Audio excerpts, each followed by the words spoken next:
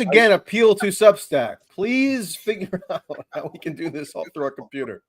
Yeah, we'd like to be full-time Substack guys, or I would at least. We'd like to be able to just do this all in one thing. We've got Substack open and we've got Twitter open. And I don't mind doing it simultaneously through a bunch of different platforms. However, people want to get it, it's fine to me. If you also subscribe to like whatever you need to subscribe to, but just so I don't have to have this dual setup where I'm literally looking at both my phone and computer. Yeah. Wait, okay. you just covered up. You just covered up your viewer. Yeah, there. Yeah, I know. Okay. All right. Okay. So, Michael, are you excited about the all the joy the Syrian people are finally experiencing?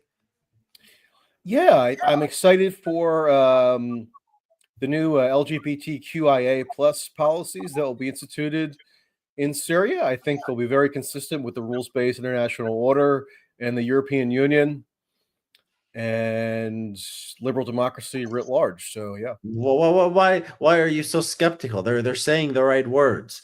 Jolani is saying that diversity is our strength as Syrians. We are a multicultural country. They have not massacred anyone yet or done anything necessarily to indicate that they're lying. So why not take them at their word? I think that's true. It is worth noting. So I'm of mixed minds on this stuff. I don't think it's impossible that a group which 10 years ago or so had its origins in Al-Qaeda, an extreme form of Sunni sectarianism, might have decided because of like political maturation or for other reasons that they should jettison some of the more extreme religious fanaticism and try to be more pluralistic in their orientation. I just think that if this was a development that ran more contrary to perceived U.S. geopolitical interests, the fact that the group that has now seized power has its origins in Al-Qaeda, you could probably imagine being a bit more emphasized, right? Like it would be seen as maybe the worst possible thing that could happen. Like there might be calls for the U.S. to intervene militarily to prevent Al-Qaeda from getting a foothold in Syria. So on the one hand, I'm not doubting on principle that there might be some evolution, and you might even be able to see this to some degree with like the Azov battalion or regiment in Ukraine, where they clearly do have their origins in a genuinely neo-Nazi-ish or far-right or extremist type movement. And those elements or sentiments might be still visible to some extent, but you could see them once they acquire power, just like a lot of organizations and groups that were once on the fringes, but then have to kind of make trade-offs as they acquire power to moderate in some sense. I don't doubt that, but it was a similar outlook that I had with regard to the fact that the U.S. was basically subsidizing the war effort, still is, of this faction in Ukraine that has this like bugaboo associated with it ideologically and descriptively that in other contexts would just be used to demonize without a second thought anybody who is affiliated with it, Nazi in Ukraine or Al-Qaeda in Syria. But it's just so arbitrary and capricious when these pejoratives could just be discarded, right? So am I wrong to like be a bit annoyed by that?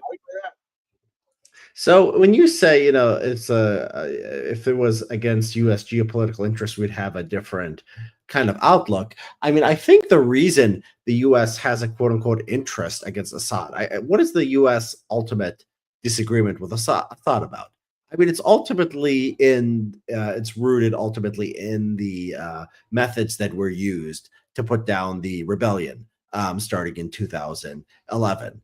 And so I think like the idea that like it's just sort of arbitrary, I think is wrong. I think that the Syrian regime using chemical weapons and killing people in civilian areas and arresting dissidents and breaking up protests and shooting at them and all that. I think that was the reason behind Assad became unacceptable in the West. And now, of course, they're not quite true. I mean, Syria was subject to major sanctions well before 2011. I was just looking up and like refreshing my memory about how in 2007, Nancy Pelosi, when she just came in for her first term as Speaker of the House, went and very controversially met with Assad, despite Syria even then being under sanctions. And George W. Bush criticizing Pelosi for doing this. It wasn't as radioactive, I guess, in 2007 as it would be a few years later. But it wasn't as though Syria was embraced as within the community of nations, even in like the early to mid 2000s, despite him making some overtures and people in the quote West making some overtures toward Assad. Like, I don't think that like pan nationalist Baathism was like ever particularly well embraced by the powers that be. I mean, and meaning by Western powers, the U.S. in particular. Maybe there was more tolerated than at various points than it came to be later. But I think it's sort of inaccurate to trace the roots of the opposition to Assad solely to 2011. No. It's certainly not solely. I mean, there was always this idea that maybe they could like work out with them. So there was these talks about bringing them in to after Jordan made peace with Israel in the early 1990s, and there were talks about bringing them in with Clinton near the end to make a deal with Israel, and it never worked out. And I'm sort of confused why it never worked out. Like, the Syrian regime was not on the axis of evil. They weren't at that level in 2004 or whatever year it was. The axis of evil was 2002, I think. And so why they were never they were always out in the cold. I'm not exactly sure, just because they were Arab nationalists. I mean, is that just all it is? I mean, maybe. I mean, I don't know. Like, the U.S. was able to talk to Egypt and eventually work something out. Well, here's some just basic history. I just looked up the dates. In 2004, Bush issued an executive order declaring a national emergency, quote unquote, to deal with the unusual and extraordinary threat to the national security, foreign policy, and economy of the United States posed by the actions of the government of Syria, in quote, supporting terrorism and continuing its occupation. Okay, so this was after and pursuing weapons of mass destruction, they claimed. Yeah, so part of it was that the militia groups that the U.S. was fighting in the occupation phase of Iraq were seen to be getting armed and equipped in Syria, and that's like the border. So that was part of it. Yeah. And this guy Abu Muhammad al-Jolani, the guy who leader of HTS, was actually came from Syria to Iraq, and there was an article in I think it was a Telegraph. So he was one of the guys that was the reason why the U.S. started to impose this sweeping new sanction regime on Syria in 2004. Yeah. And so what was the government? What was Syria? I mean, what were they doing? Like, so it's just ideological. It's just purely ideological because I don't think it's purely ideological. I mean, it's kind of a weak state, right? So I doubt that I don't know that it's plausible to me that if Assad could wave a magic wand that he would like for people like Jolani to have the ability to transit back and forth between like eastern Syria and then into the battlefields of Iraq to conduct operations against the U.S. because that's a big headache for Assad. I think it's pretty well established that they were encouraging it. They were encouraging people to go fight the Americans in Assad Iraq. Was? Yeah. There was an article in the Telegraph today, a guy talking about how it was propaganda in the schools. He was doing a profile of Jolani, a guy who was in Syria at the same time, named Hassan. Do you know this guy? He runs New Lines magazine. Yeah, I know of him. Yeah, and so he's talking about which is like it's one of the most it's a hardcore interventionist think tank with a little magazine associated with it. I don't know. Did they lie? I don't know. Can we not trust them on this? I don't know. It says basically. I think they've made dubious claims in the past, but I can't say so with enough specificity to doubt whatever claim you're about to relay to me. Okay, well, yeah. Well, basically, he says that it was pretty openly propagandized to go fight the Americans in the colleges of Syria at the time, which would not surprise me. That would not surprise me. But does that stem from some sort of top-down directive issued by Assad? I would believe so. I mean, the government was pretty strong as far as like things that are politically damaging. Like you couldn't be like anti-Assad in the universities or something in 2004. So yeah, they really didn't want people to fight in Iraq. That's something they could have clamped down on. And so maybe they don't stop. Maybe they don't stop it. Maybe that's all. It's just too hard to stop it, and they just say. The point being, I think there's a multiplicity of factors that led to this opposition to Assad that can be traced well beyond just the response to the 2011 No, you're right. crackdown. You're right. And so yeah, your broader point that the US would look at this differently if it was a friend, if it was somebody trying to overtake Saudi Arabia or something, they were marching to Riyadh or I don't know, Jordan or something. Well, right, yeah. And there was I forget the year now, but in the 70s there almost was a coup in Saudi Arabia by extreme,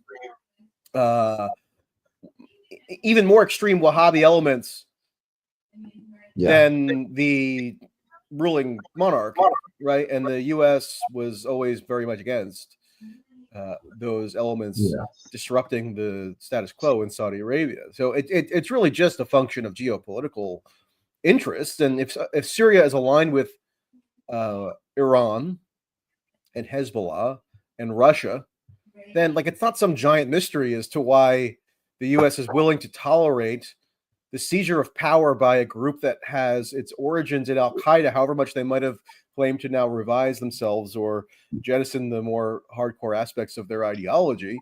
It really boils down to just a pure power play, doesn't it? I don't think it's pure. I think that's Israel has just been able to capture Syrian territory for the first time since 1973. Yeah. So Israel's just an extension they capture of US territory in 73?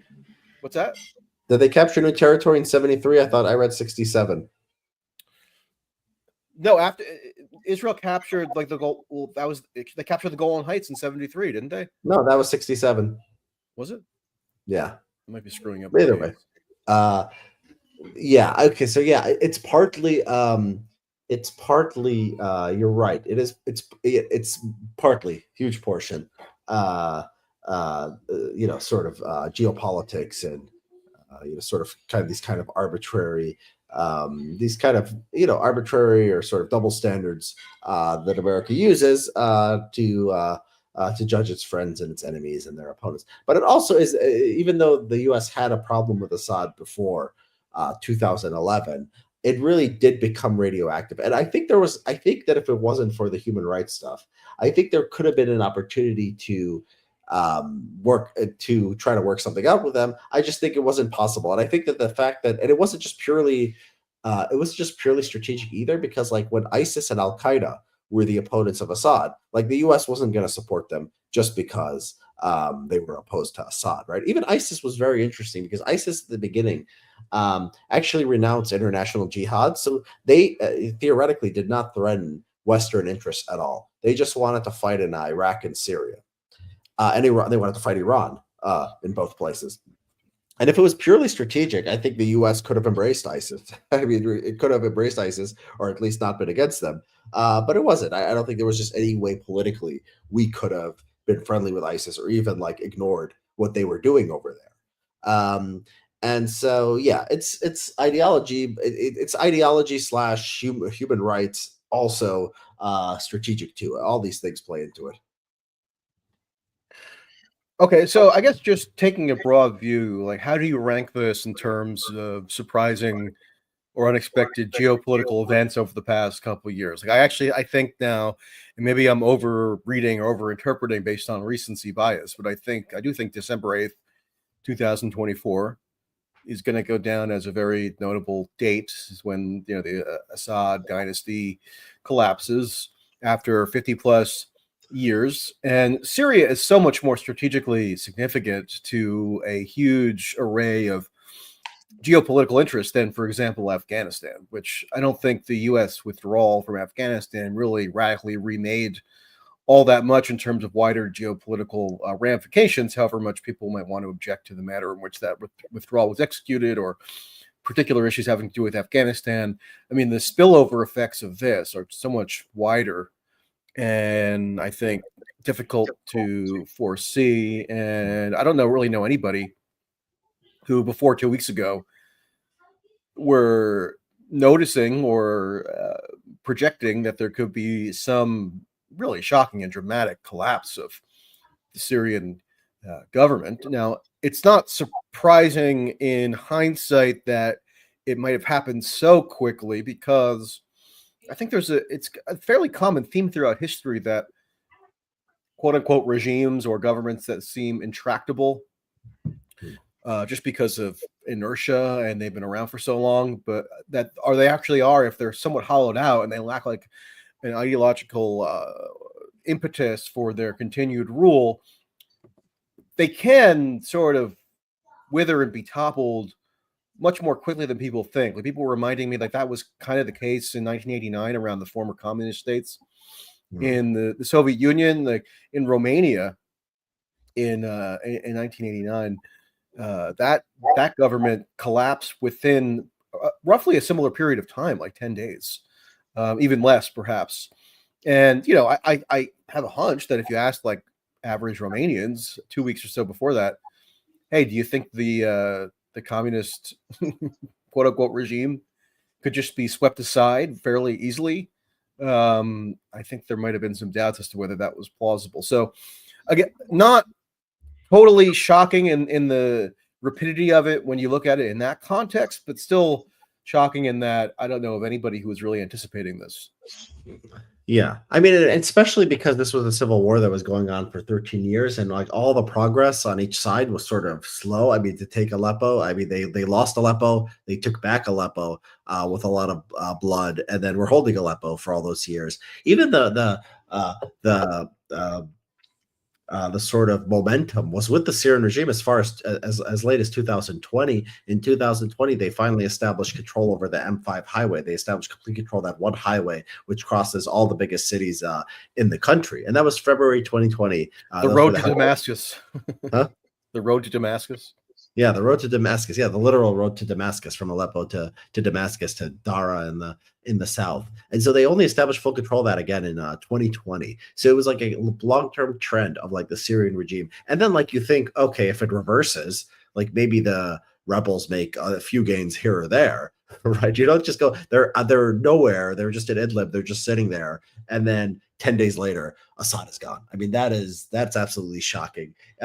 In like the degree, this is like the most radical thing that has happened in the Muslim world, because internally, right? Because like Mubarak had a 30-year rule. He was overthrown by people who were basically like Mubarak, right? They were other Egyptian military guys. And then they had that election, and then Morsi won, and then they overthrew him, and they basically went back to like the same kind of regime. And then Saddam was overthrown from abroad. Morsi was overthrown in a military coup. That's what I'm saying. They went back to the Mubarak wasn't really in quite the same way. I forget now the specifics of it, but that was more of a genuine, organic, kind of popular uprising, more so than military driven. Comparison I'm making, as far as like you have a radical change to a completely different kind of regime from coming within, right? So basically, Egypt under Mubarak was like this military regime, and after Mubarak, they ended up being a military regime again. Saddam was overthrown from the U.S. The Syria is one thing where like you had this one, it's like a night and day, right? You had this Alawite secular Ba'athist regime overthrown by Islamist leaning rebels. And yeah, this does not happen. And it's like, it's usually like, there's a big protest, and then like they don't want to fire on protesters, and so like this is sort of what happens in Egypt, right? It's just like these giant protests, and the government goes, okay, Mubarak, you got to take a hike, right? This is a regime that like has been shown incredible willingness to slaughter as many people as possible over a very long period of time in very difficult circumstances. And the idea that they would just walk into Damascus and they'd say, okay, it's yours now. I don't think there was a single, has there been a single casualty reported in Damascus? I mean, there was fighting in Aleppo, I think. Yeah. And maybe in Homs, but I think Damascus. No reports of like revenge killings, no Assadist last stand anywhere. Even even in Homs, before, was there any casualties there? I don't know. Like I didn't follow it that closely. It's hard to know because like we're not getting really good, Yeah, but I reliable mean, we've information always on a seen regular like dead basis. But like I bodies and didn't stuff see any. in I, 2024 with these wars. We see dead bodies all the time. I mean, in videos, and yeah, there's nothing that has popped up. I mean, I saw them capturing some Kurdish women. I saw some Syrian rebels capturing Kurdish women and telling them to cover up their hair. So that happened. They insulted them, and it wasn't very nice. But that was like the worst video I've seen. what Coming about out the of the idea though that this was in fact a kind of foreign-driven overturning of the government by virtue of Turkey? Like, I mean, that seems plausible that there was some Turkish operational involvement Yeah, that's in. plausible. Yeah, I mean that's So in likely. that sense, maybe you can liken it to Saddam being ousted by the US. Like, obviously, it's not the same as a full ground invasion and like a shock and awe campaign, but like absent the involvement of Turkey, I mean, is it really that plausible that the so-called rebels could have made their Well, triumphant trek? Turkey saved the rebels in the first place. Turkey was the one basically who protects the rebels in the northwest. Well, Now, right. obviously, Turkey's involved, but like, I don't think if you told Erdogan 11 days ago you're going to have Damascus, I mean, they're going to have Damascus in a week. I mean, he wouldn't have believed you. Would have thought you were insane.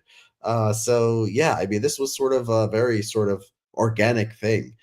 Um, I think probably Hezbollah being decimated. Really, I think it has decimated just because of the sort of psychological impact of that, and also because they probably don't have many fighters there. Um, I don't know. It was a very, I think, and also, I mean, there was times like they were getting upset with Assad. I mean, Assad, the reports were amazing. Like you think he would have negotiated. Like apparently, there was some conference in the last few years where Erdogan wanted to talk to him, and he just like wouldn't meet with Erdogan. Like he's some kind of big guy who doesn't need anyone, right? Like because Erdogan is occupying parts of Syria. And so, like, even the allies of Assad were sort of getting fed up with him. Russia, in particular, I don't know if Iran did. Right. Yeah, I mean, he just ended up sort of friendless at the end. But then the fact that the regime, just melts away. I think it's all connected. I mean, I think they see they're sort of friendless and sort of nothing that and like they're not, they're just tired. I mean, it's just like they took all this land, they lost all this land, they took it back, and now it's like it happens again. And one city just doesn't fight. Every other city on the path just says, what the hell? Like, what's even the point? How about the way that how about how he slunk away in the dead of night without even making a statement? Like apparently he was scheduled or had been announced that he was going to Yeah, address the nation, and then he just never did.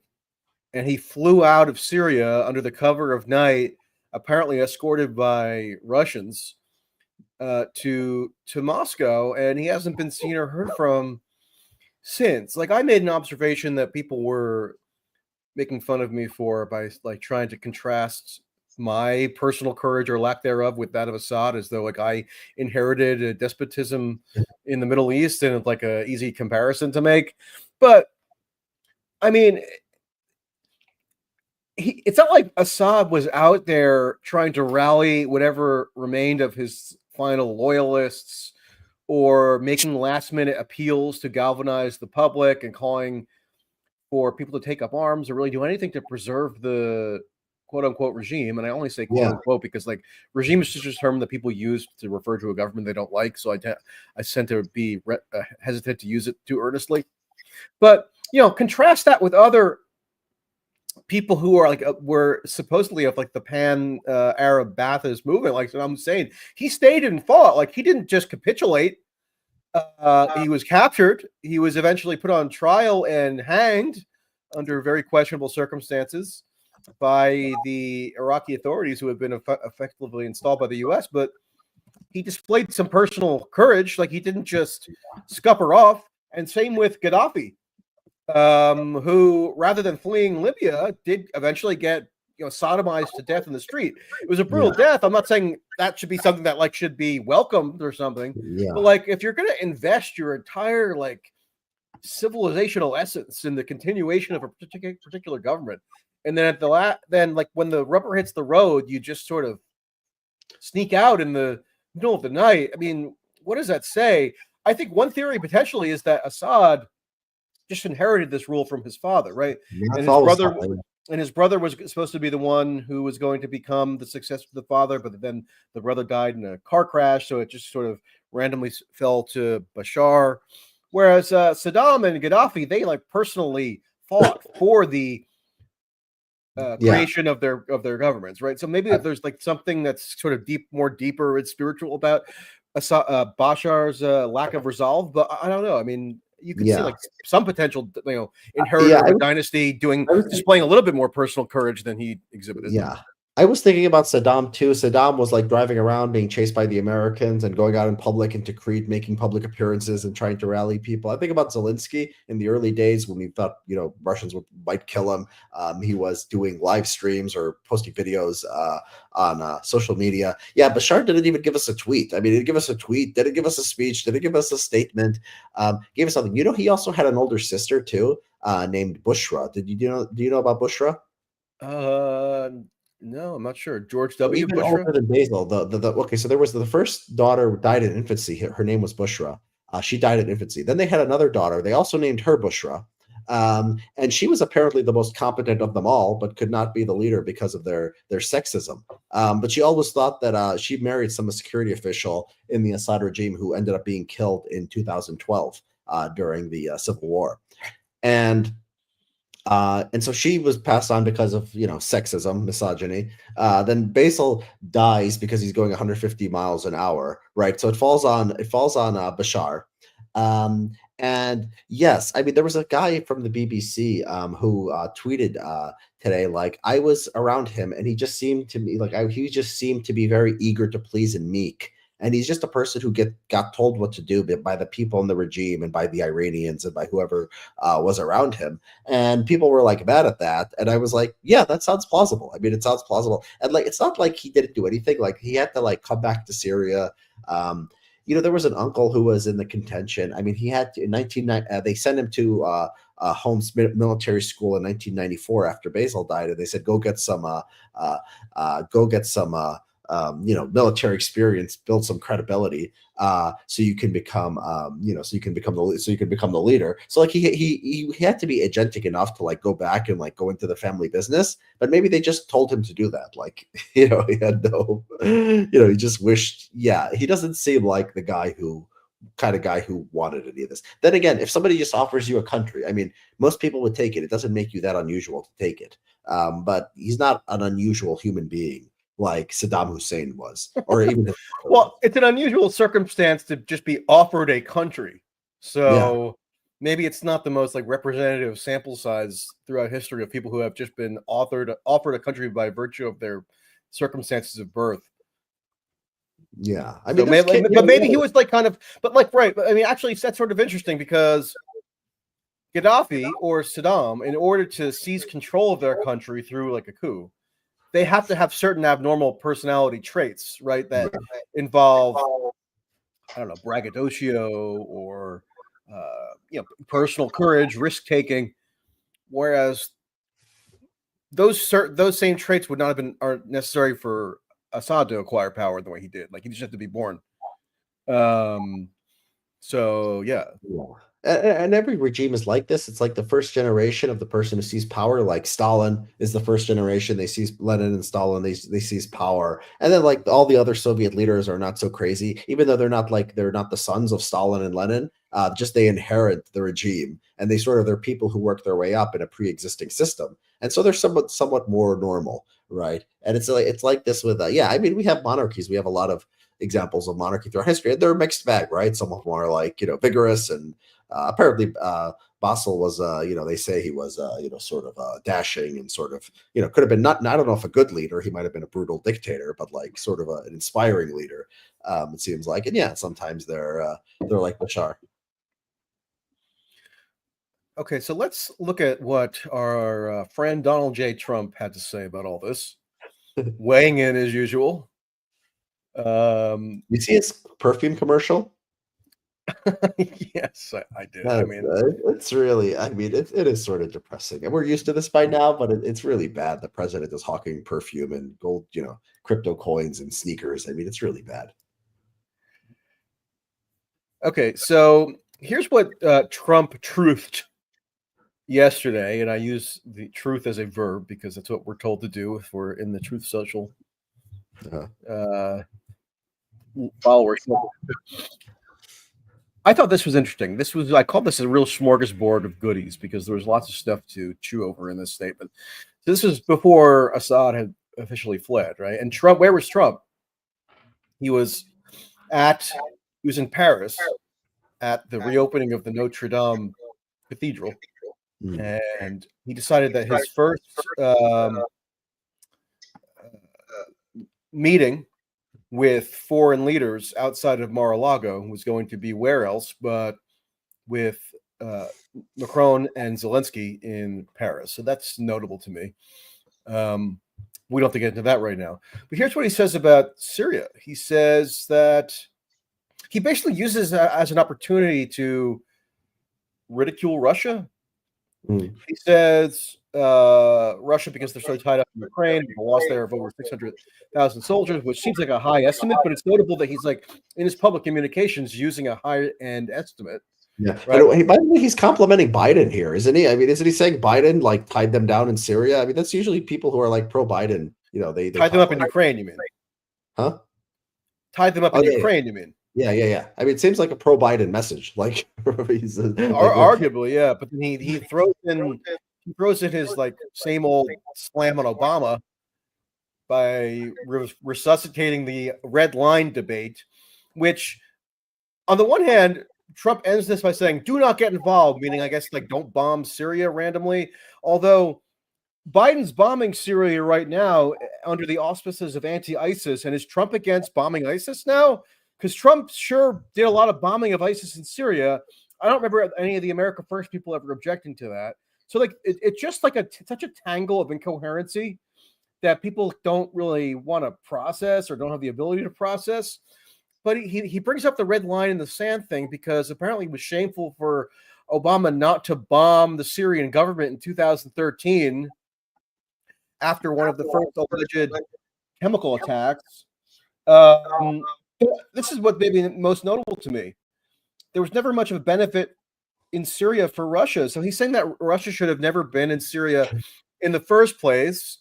And he repeated this earlier today when he was even kind of more direct in ridiculing Russia. He says, Assad is gone. That's his big dramatic statement. He fled the country. His protector, Russia. What is that? What is that? Russia. You know what that means? Yeah, because he's saying the Russia, when they talk about Russia hoax, right? They're saying he's importing his mockery of Democrats for focusing on Russiagate into a totally unrelated subject. But I know. It's just that's the way they say Russia now. They say Russia. But he says Russia and Iran are in a weakened state right now. One because of Ukraine and a bad economy, the other because of Israel and its fighting success, et cetera, et cetera. And he repeats that there was no reason for Russia to be there in the first place. So that's interesting because I don't know if you recall this. In 2015, so early stages of the Republican primaries, Trump would often just rattle off a statement to the effect of, "Let Russia bomb ISIS. What do we care? Like, if they want to handle it, let them do it. Mm-hmm. Why should we have a problem with Russia being in Syria? All the better if they want to bomb some terrorists, so we don't have to spend our money paying for the bombings," right? And that became to be somewhat construed by Democrats as part of the evidentiary basis for their insinuation that Trump was some kind of illicit colluder with Russia because he was seeming to, quote, praise Russia, or at least signal willingness to allow Russia to be in Syria or something, even though Obama had acquiesced to that as well. Again, none of this makes sense on any level. But he's now saying that in retrospect, Russia had no reason to ever be in Syria. So, what happened to the U.S. and Russia, according to Trump, having joint counterterrorism interests? No, Michael, you've caught Trump in a contradiction. Well, I'm not bragging about catching Trump in a contradiction. I could do that, blindfolded. But it is notable that in his public communications on these events in Syria, what's he doing? He's basically piling insults on Putin and Russia, You and almost mocking them for losing one of their client states. This has been so when Trump in 2016, when he was running in 2016, he was pretty this is when he made those statements, like he was always sort of the most pro Russia at that point. He was always, Russia made sense, we can get along with them, we don't have to fight them. He kills people, well, we kill people too. There wasn't like this zero sum thing, like we're going to weaken Russia. It was like, oh, we can be friends with Russia, we can get along. That was Trump in 2016. Over time, he talked less and less like that. He I remember when he got the first impeachment, the defense was completely, down the line. Elise Stefanik was, the person who came to the forefront of that. And basically they were saying, oh, Trump, you could defend him because he's the toughest on Russia, right? He was like the most supportive of Ukraine. He gave them these weapons. So it's always been like, the pro-Russia stuff, it's sort of, I think people are remembering 2015 and 2016, and occasionally he goes back to it. He goes back to it, like that press conference in Finland. And the reason he goes back to that is because, like, when he's directly challenged, it's like, he says, when it comes to like him in the election, right? And he says, oh, if it's his personal ego, he'll say, okay, I believe Putin over the intelligence agencies that say Russia interfered on my behalf. And so in that case, he seems like pro-Putin again, right? But he's just like an egomaniac, and people are remembering 2016. But yeah, it's always been like some kind of idea that like Russia is bad and we are, checking Russia and we have to be tough on Russia. I just found the last one very funny. I mean, just because, like, again, it's like it's Biden that did this, and like they lost all these soldiers. Russia is in terrible state over the Ukraine war. But like you just said, you say that they wouldn't have invaded if Trump was in office. But now you're saying, well, they did invade, and now it's been a disaster for them, and they're very weak, which is like, I guess, thanks to Biden, right? So he does always have this thing where he has to be tough. And you're right, there's less of like pro-Russia sentiment than people think. Well, even in that Helsinki press conference in 2018. So I remember that caused a giant meltdown at the time, where Trump was seen to agree with Putin over his own intelligence services. And that was this giant scandal, and caused John Brennan, who was then the former CIA director, to tweet that Trump had committed treason.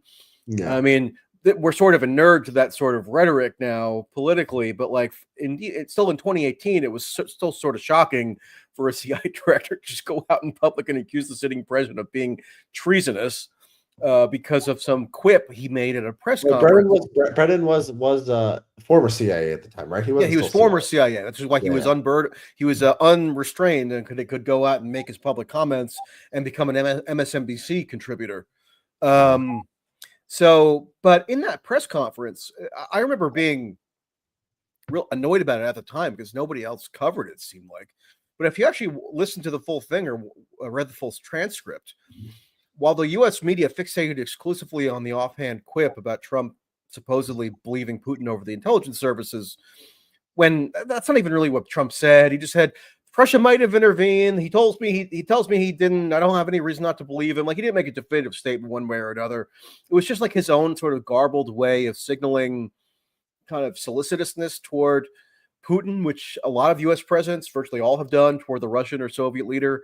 He just kind of did it in a ramshackle way. But like, Putin came out in that press conference and critiqued Trump, not in a particularly egregious way or anything, but he critiqued Trump substantively for his withdrawal from the Iran nuclear deal, which Russia was party to as a result of some painstaking diplomacy that they undertook with the Obama administration to set up. And Trump, like a month or two before that Helsinki press conference, had officially withdrew the U.S. from the Iran nuclear deal.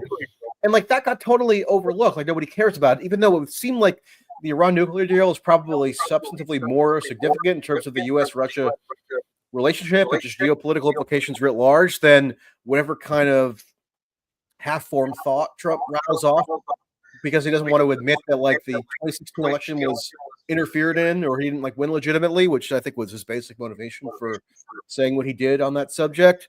Correctly, I think, because like there really was no evidence that it was Yeah. Instantly. By the way, Michael, there's just a Wall Street Journal alert that inside the 11-day blitz by Syrian rebels that ended 50 years of Assad rule. Do you want to read this article online because it has some interesting details in the first paragraph? It said, as rebels closed in on Saturday in Damascus, Assad ordered his forces to defend the Syrian capital, seemingly confident that the military would come to his rescue, according to Syrian officials familiar with this matter. So looks like some interesting reporting. You want to look at that now, or?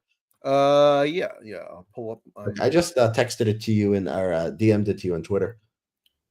Yeah, it's on the Wall Street Journal homepage right now. If people want to follow along. Okay. Yeah, let's read it. I can actually pull it up. Yeah, pull it up. We can look at it with everyone. And so it's Substack. You people story time. I'm an expert at my screen sharing now. Okay. Entering the weekend. Should we read out loud? Yeah, and you go ahead, Richard. Okay. Entering the weekend. Syria president, not Syrian president. Okay. Entering. Okay, there's a typo in the first sentence. That's not a good sign. That's not a bad sign. We can't trust the reporting. But can you say Syria president? United States of America? No, I don't think so. Entering the weekend, Syria President Bashar al-Assad showed no sign of yielding as armed rebels closed in Saturday. Do you speak Arabic, by the way? Yeah, not perfectly. I couldn't do an interview on Al Jazeera or something, but I know how to pronounce the names. Yeah, because you have. I noticed when you say like Arabic words or surnames, you seem to have the correct non-Americanized pronunciation. Whereas I would sound more like a dope saying. You'd say Assad. Yeah, I say Assad. Yeah, Assad. I don't say Assad. I don't say Surya. I could say Surya, but I say Syria. I just use the common word. Okay. As rebels closed in Saturday on Damascus. Damascus, by the way, in Arabic is Dameshq. Dameshq. Really? So I should just say I should just read everything. I should just drop these Arabic. Did you know Paris in French is actually Paris? Oh, no way. As armed rebels closed in Saturday on Damascus, Assad ordered his forces to defend the Syrian capital, seemingly confident the military would come to his rescue, according to Syrian officials familiar with the matter. By late Saturday, Assad had vanished. He didn't show up for a prepared address to the nation, and his cabinet had no idea where he was. This is like a sitcom. Yeah, they learned with the rest of the world that Assad had escaped the country hours ahead of the rebels who captured Syria. The toppling of Assad's regime, ending 50 years of his family rule, revealed how badly Syria's army had been hollowed out by years of corruption, defections to the rebellion, and the country's economic crisis. Recruitment had declined, and Syrian men dodged conscription. Okay, pause here. Okay. You remember how Trump says, "Don't get involved," like as though the U.S. is not already involved to a large extent in Syria, including through Trump's own policy, because as I think we might have mentioned last time we spoke, Trump imposed the most severe of any sanctions, arguably, on Syria in 2020, which very conceivably contributed to the hollowing out of state resources, because even though the conflict had been kind of frozen, they couldn't do any real reconstruction. And so you could see that eventually breeding discontent even within his own forces, because they don't feel like there's really much to gain by fighting for Assad, and maybe they're willing to just take a gamble on a radically new regime. Yeah, I mean that's true.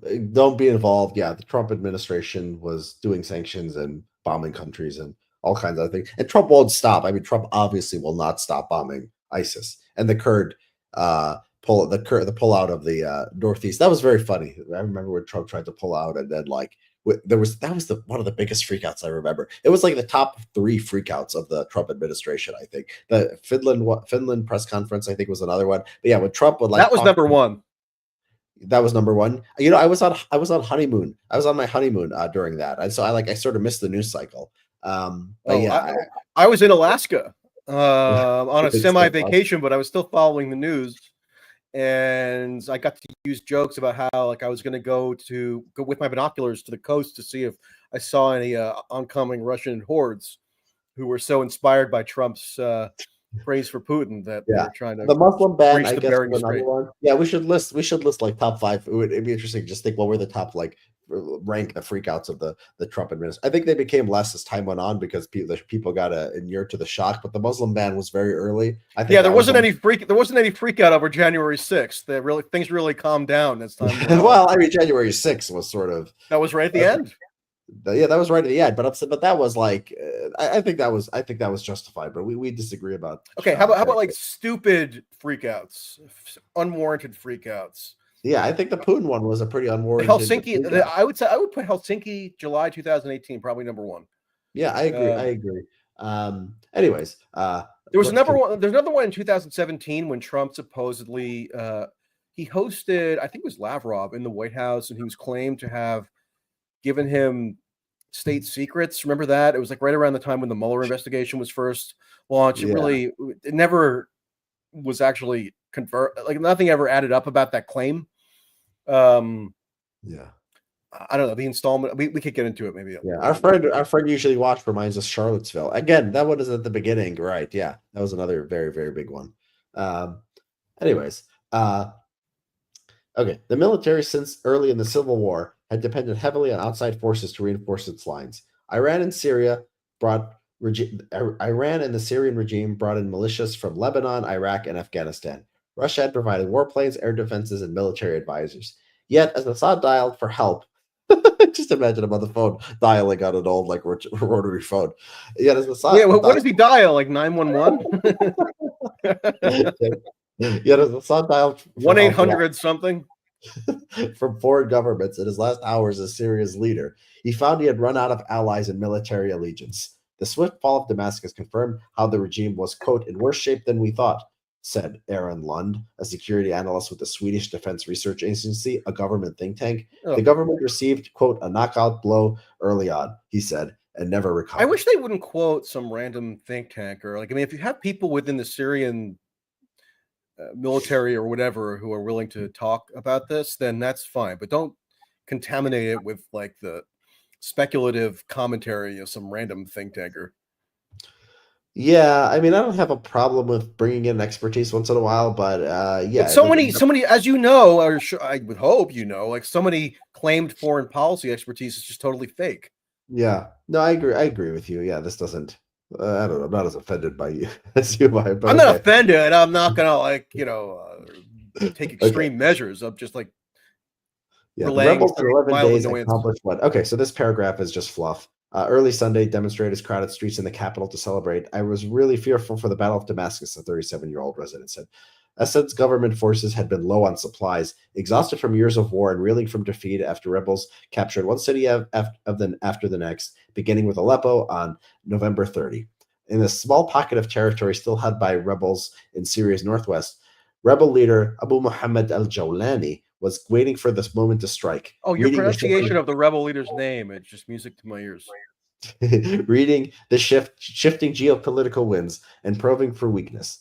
The time came when Israel launched its military offensive against Hezbollah in September. The Lebanese militia had played an instrumental role in bolstering Assad's forces, but was battered after thousands of Israeli airstrikes destroyed much of its stock of weapons and killed many of its leaders. Here they are, 40 guns in there. Did you see Jolani told them not to fire guns in the air? Looks like that didn't stick. Yeah, I think that was only. I think that was only for. I mean, who knows how binding that order was? How binding. Okay, even before they reached the cap, quote.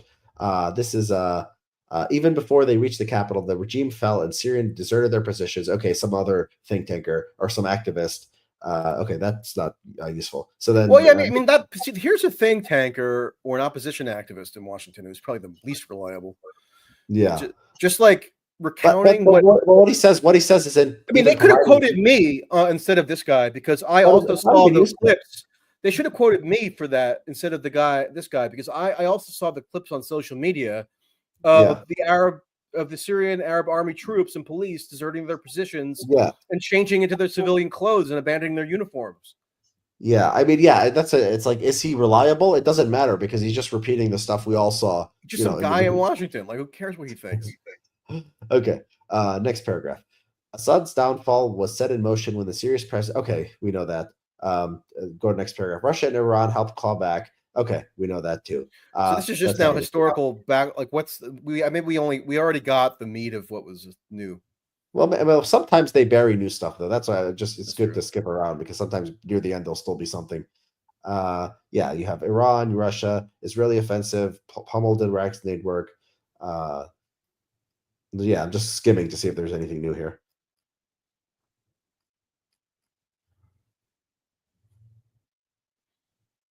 More think tank. Yeah, I was hoping for more. Like they're probably. I know how these articles are structured. They'll probably go back to Assad and like actual reporting.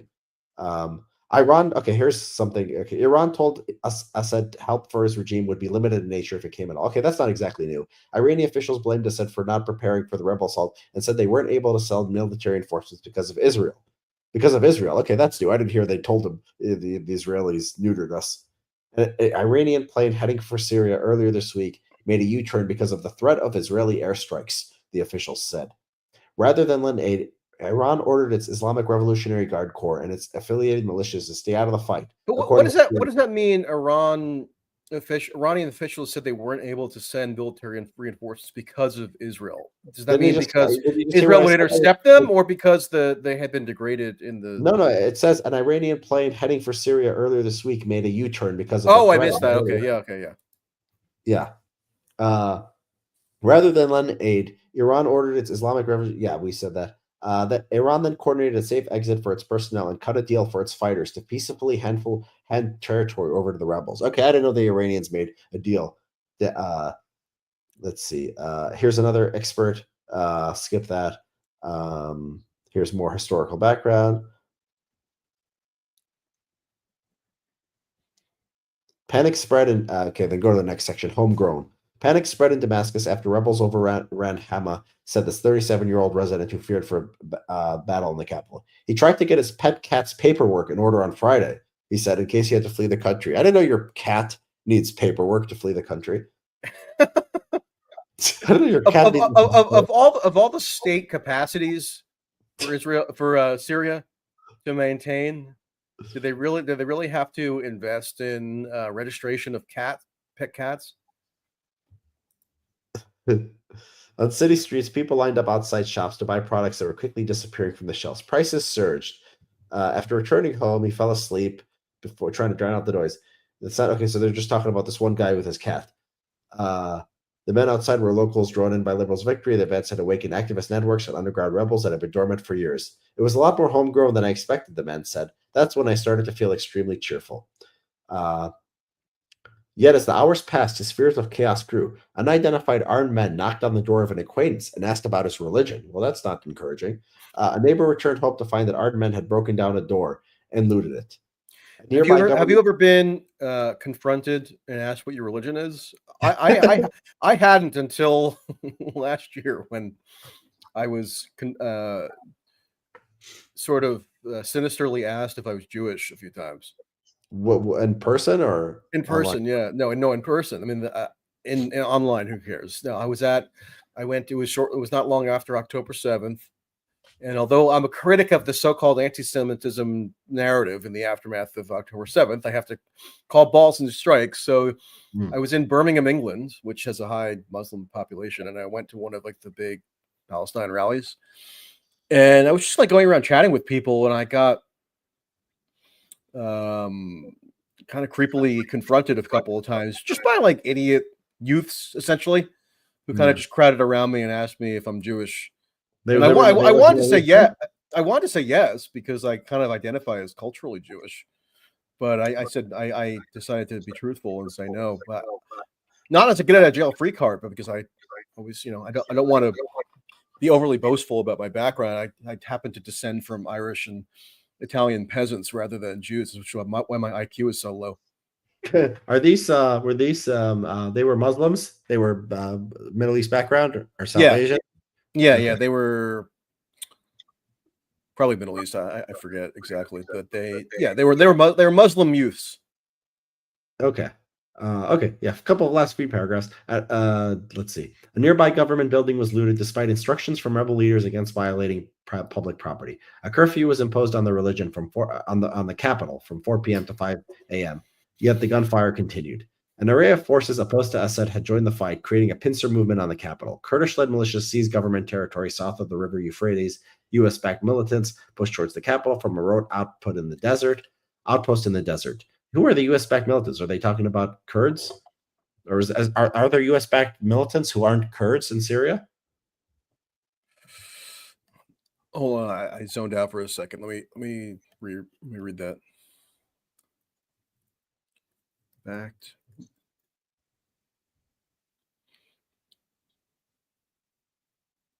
I think they're talking about the Kurds. Yeah, okay. Well, here's something new, at least new to me. National security leaders ordered a peaceful handover to rebels without telling Assad, Syrian officials said, and he was soon on a plane to Russia. Had you heard that before?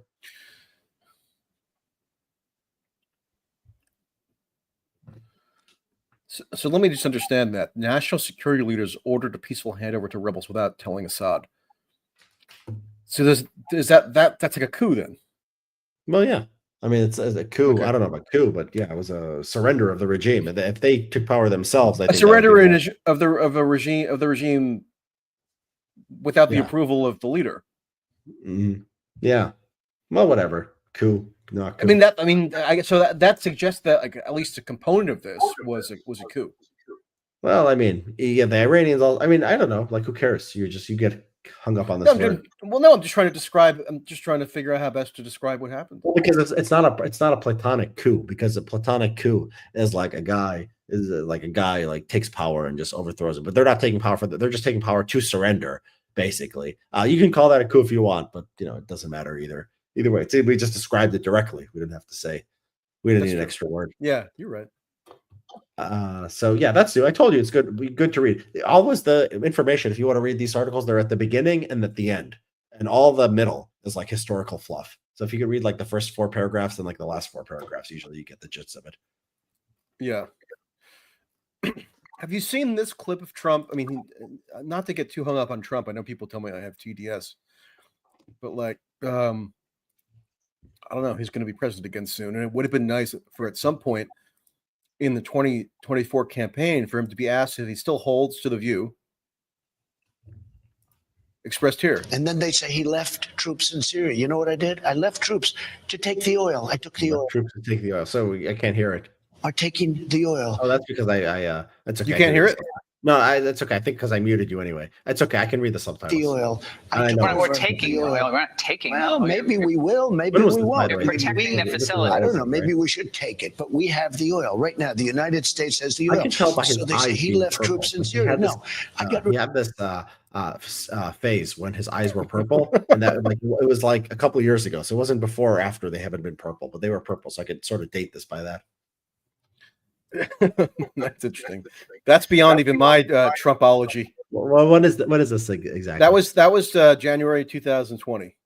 Okay, yes, exactly. That's when he turned purple. Yeah. Okay, and then here's another one. This was from November 2019. We're keeping the oil. We have the oil. The oil is secure. We left troops behind only for the oil. And I have to just finish by saying that the president and I we've been very good friends. So this is him with Erdogan. Huh? This is him with Erdogan at the White House. Okay. Friends for a long time, almost from day one. And we understand each other's countries. We understand where we're coming from. I understand the aftermath of the problems that they've had, including many people from Turkey being killed in the area that we're talking about. And he has to do something about that also. It's not a one-way. So he says, we're taking the oil. Just like he pretends to be like a plunderer.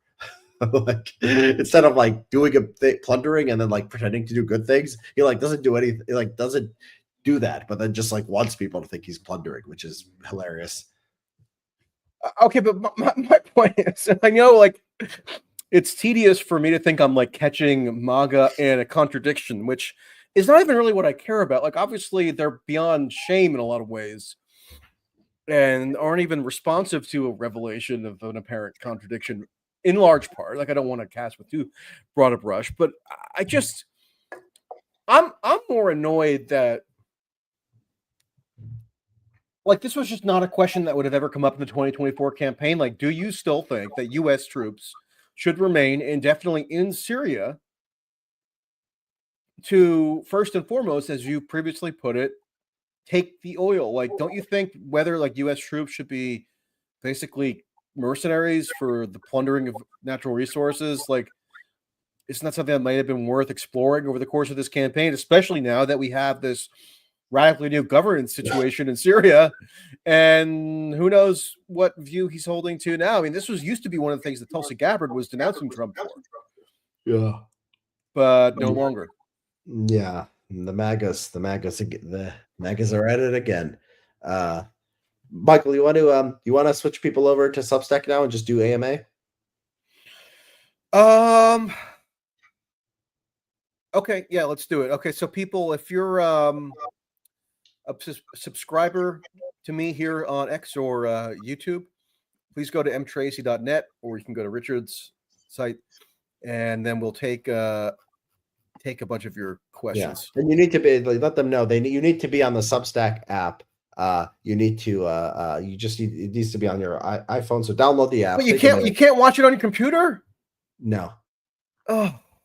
Yeah, I know. I'm telling them this. Download it on your tablet or your phone. Get the Substack app and then just search my name, Richard Hanani. You don't have to pay or anything. Or search Michael Tracy. Follow us. And then you can join us and you can ask us questions and we will answer them for you. But yeah, just take a second to download. You guys that shouldn't take too long. Somebody says I have no cell phone. You have no cell phone? Do you have a tablet? What do you have? Just a desktop? I respect whoever doesn't have a cell phone. I mean, that's hardcore. Yeah. All right, I'm gonna end, and I'll be back on it. I'll do a regular stream for people who don't want to go on Substack, maybe tomorrow or the next day or something. All right, I'm going to end. Yep. Okay, so people who are here,